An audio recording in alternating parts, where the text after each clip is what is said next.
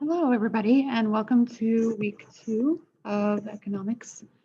And I'm just going to share my screen here, and we will go over what is required of you for this week. My module. Okay, week 2, how markets work.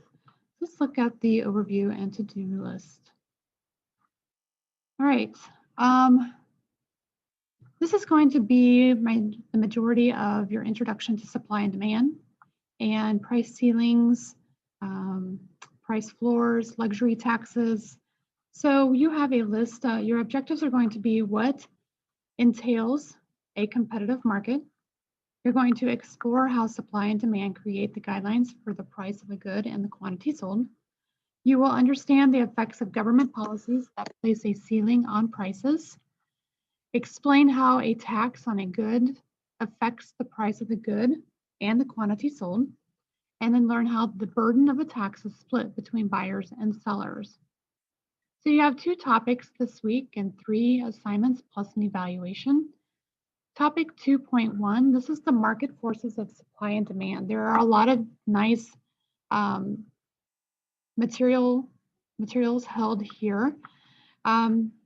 First of all, read the chapters in your textbook. This is with chapter 4, the market forces of supply and demand. A nice video here that talks about the forces of supply and demand. And the chapter 4 presentation. What I would recommend doing is printing this presentation off in notes view. And as you go through the assignments, take other notes that you may see necessary. And I'm telling you, if you don't understand supply and demand now, you're going to struggle through the entire course. Okay, so it's very important to understand supply and demand. I have also gone through here, and all of these resources are working. There are also some study materials that you may want to be familiar with, have printed off, put in your book, highlight in your book, whatever it may be, so you can prepare for your evaluation. Your evaluation will be 50 points. They're worth 2 points each. So, no, I'm sorry, there's 25 questions, 2 points each. So it's 50 points for that. Going back, you will have a discussion topic about market for oil. So this is kind of a good time for this. It's a,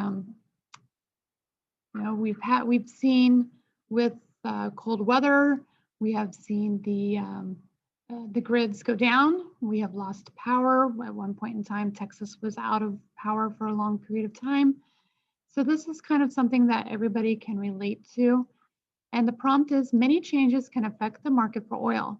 Select one of these. There are 6 of them. Select one of them and follow and predict how the event will affect the equilibrium price. So when you have supply and demand, how will that supply or demand move along there, creating a different equilibrium price? So make sure that you are commenting before Thursday with a minimum of 150 words. And you need to respond to your peers at least 2 times on 2 different days to your classmates. Okay, so I will use the rubric that is given to you in this course for grading. And one of the things I look at is if you're not posting that initial post by Thursday, you're dinged 1 point automatically. I look at the dates that you've responded to your classmates, and I look at how often, and I don't want to see, hey, I like your post. Good job. Keep up the good work. Okay, I need you to have some content in there. I need you to communicate with one another through these discussions. Waiting on your discussions until Sunday evening is not going to work for you when it comes to grading, mainly because this is an interactive assignment. All of your discussions are. I have posted to the discussion what I would put, and if you are struggling, that the kind of the answers in a video is there for you to look at.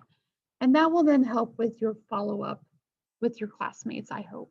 But here is the rubric for your discussions. Discuss 2.1. No, that wasn't. I thought that took us to the rubric, but it did not. So anyways, I have also posted here after you have posted your initial. Then you're going to have an apply assignment. And in this apply assignment, it talks about supply, demand, and government policies. Am I wrong here? Okay, the applies in 2.1 apply. So they're not in order for some reason. Okay, the assignment for this one is called luxury tax. And you are going to look at all of our resources that we have used in the textbook and the PowerPoint.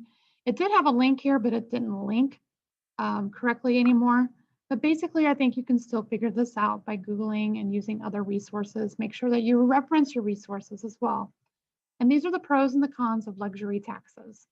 And then I also want you to list some examples of products and give discussion about why it would be taxed or how that tax is applied to these different items or products or events, etc. 1 to 2 pages. So that doesn't mean that you're going to have your header for a 2-inch margin and then just barely a page. You need to go on to that second page. Your third page should be your references. We use MLA format or APA formatting for your in-text citations and your reference list at the end.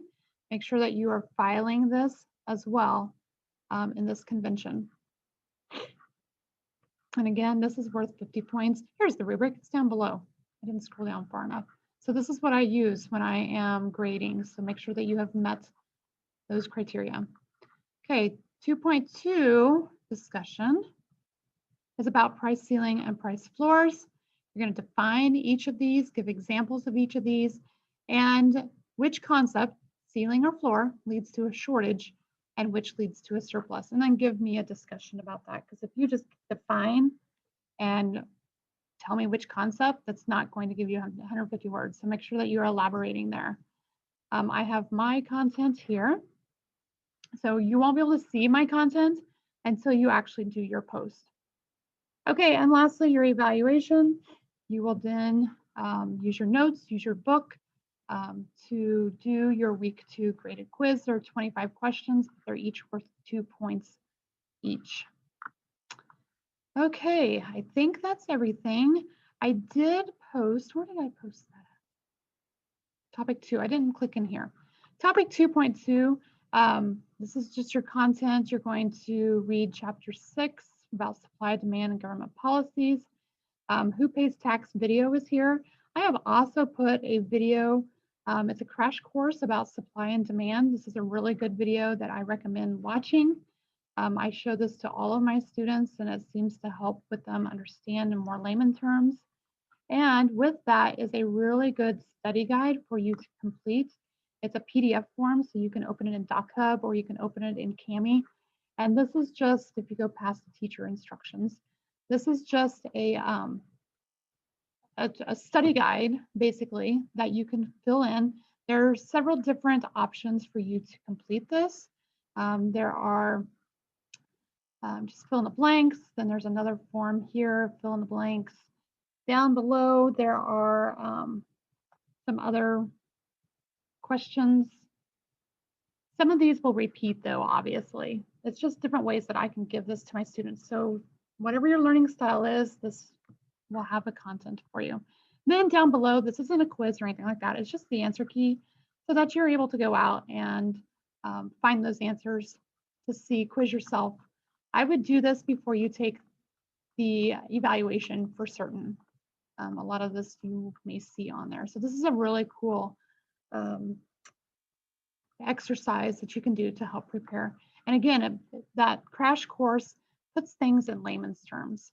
So what I would like for you to do now is, if you have watched this, go back to the message that I have sent out, this YouTube link, and I want you to give me the code word for this week. And the code word is economics crash course. Have a good weekend.